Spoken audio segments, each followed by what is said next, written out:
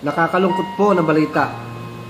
Nais ko pong iparating po sa ating mga followers po na wala na po, na maalam na po yung ating Facebook page na J Vlogs Cubs.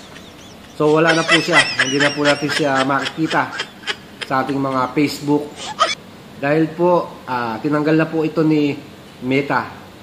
Ni-remove na po niya yung ating Facebook page sa hindi ko po alam na kadahilanan.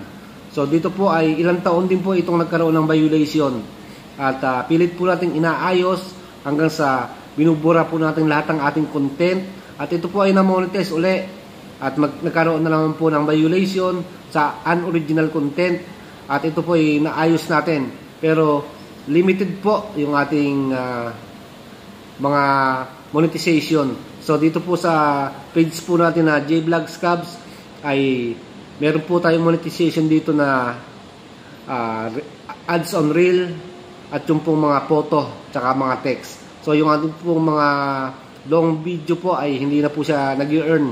So ngayon po sa kinasamaang palad po, tuluyan na po siyang namaalam sa mundo ng social media at sa Facebook.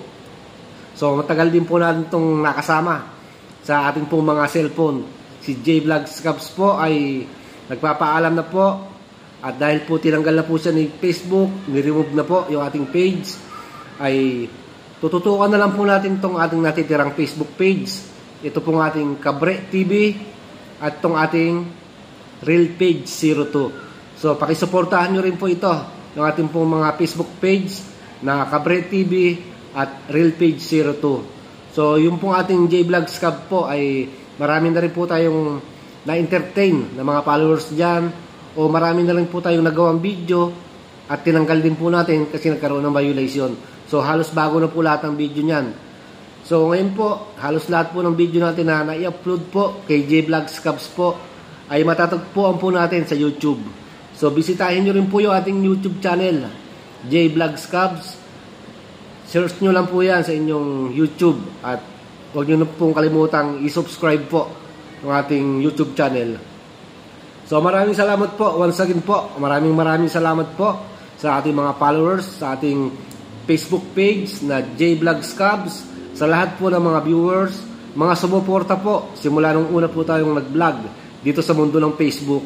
So nag-start po tayo before 2020 at kumita na rin po tayo ng medyo maayos-ayos dito nung una.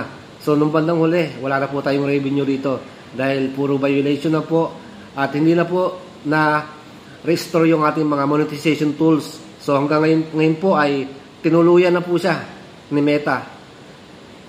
Tinepok na po. So wala na po yung ating Facebook page na J Vlogs Cubs.